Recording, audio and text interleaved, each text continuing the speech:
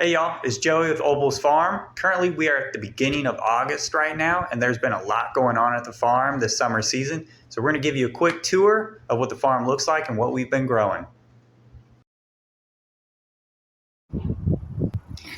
We planted okra, quite a bit of okra actually, this summer. It's a Clemson spineless variety, has absolutely beautiful blossoms. We've gotten a lot of okra. We've been harvesting it pretty much every day or every other day. We've been doing overhead watering on this okra, but a lot of just dry farming it. We built it biointensively, these beds, so they have a lot of mulch in between the furrows. And also the beds themselves have just a ton of compost. And so we expect to see this okra keep going pretty prolifically till probably the first freeze, which may be the end of October, maybe mid-November. That's usually around the time that happens. We harvest usually something that's about the size of my thumb. So this guy right here, we had a harvest day today and we didn't quite harvest this guy right here. But in another day or two, it'll definitely be big enough to harvest. So we'll have to keep an eye on that. In between the okra, we to help with kind of just covering soil, help with keeping water retention in the ground, and then also help with pests, is we companion planted a bunch of arugula.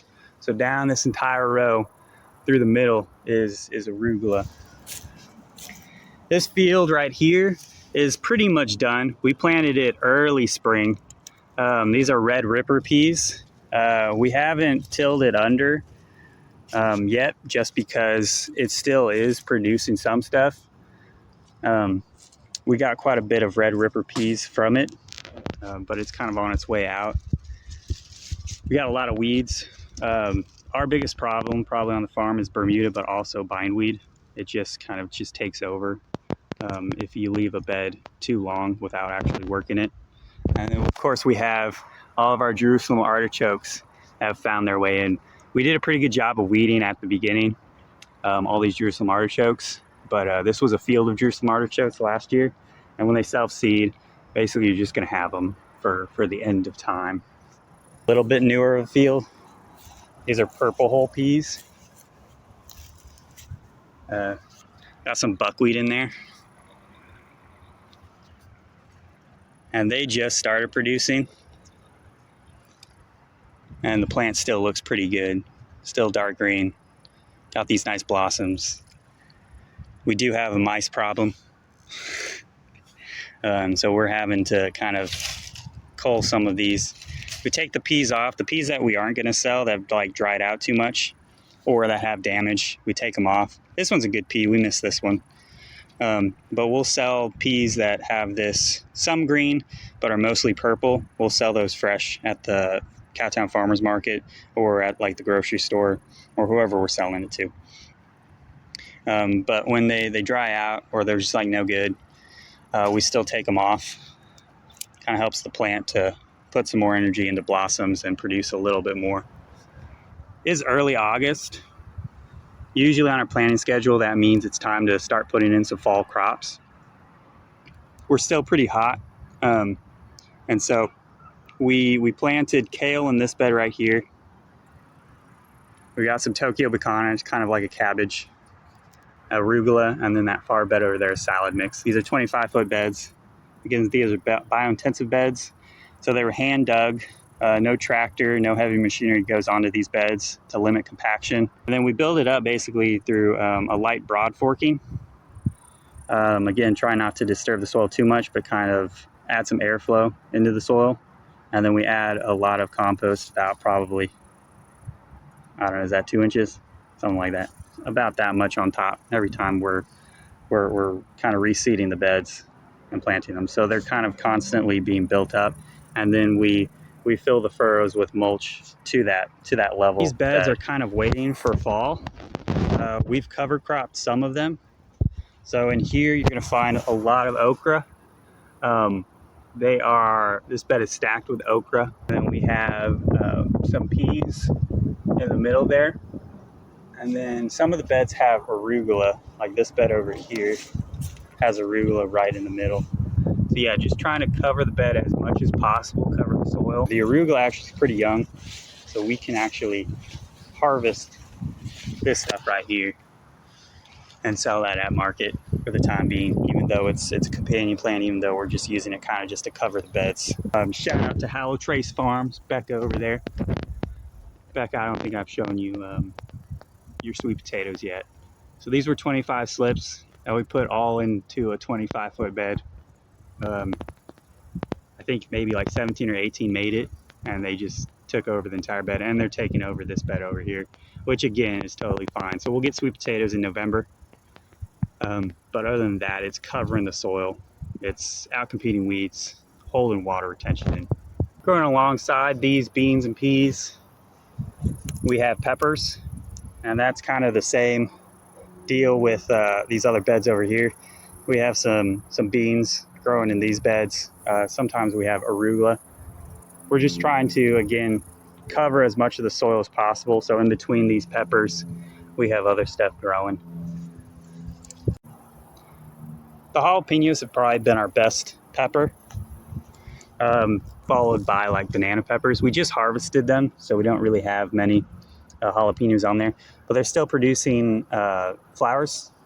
And from the looks of it, we've been still getting an okay harvest off of them, even though it's August, even though we're in 100-degree days. They're still producing. They're still getting pollinated and setting fruit. We got an eggplant here. The eggplants took a little while. They're looking much, much better. Don't see many blossoms anymore, but they just started setting fruit. And our eggplants are pretty stacked with eggplants. So we'll just give them some time to kind of get a little bit bigger. We harvested a few this week, and so we'll be bringing those to market at Cowtown Farmers Market and then Terranera Food Bank Market. And then the rest of this area grew a lot of stuff. Most of our fall and winter production was in this 600 feet right here. We had a tractor farm, quite a bit of the tomatoes and squash and zucchini. That's our pumpkin patch over there. So a bunch of stuff just took a long time outside of the biointensive area. So we just decided to solarize this area. So remulch it, kind of clean it out, and then put weed fabric on all of the individual beds, because that's what we had. We don't have any tarps. We just have weed fabric. And so just trying to suppress those weeds. Again, once temperatures fall, we're going to go into planting a lot of our root crops, our greens, all in here. So we'll have clean bed. These tomatoes were built with a tractor. So these are tractor farm rows. So take a tractor. We did an 8-inch till, got the ground ready, and we used a push tractor BCS to build the beds high, each 100-foot bed, and then we put mulch in between. So there's a hard wood chip mulch in between, all the way up to the top of the bed. We put a weed barrier cloth on top of each bed, and every 2 feet we burned a hole. So the tomatoes and peppers are growing 2 feet apart, and we have some zucchini and squashes down there that are growing 2 feet apart as well. We have some watermelons. We have about 2/3 of an acre in watermelons and cantaloupes. These are black diamonds. We're just waiting for the tendril to dry out here. So not quite ready. These were planted in the beginning of June, late May. And so they're 90-day to 120-day watermelons. Kind of glad we didn't get them in and during May. We got a lot of rain and it got real wet down here. And so our first succession of squash and zucchini, there wasn't much, but they didn't make it due to how wet it got. And so watermelons and cantaloupes are kind of the same way.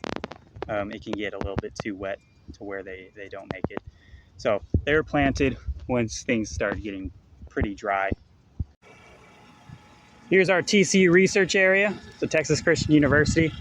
Basically, they're looking at different soil treatments. So each one of these beds, so there's 3 beds per row, and then there's 3 sections, about 360 tomatoes. Each bed has a different soil treatment.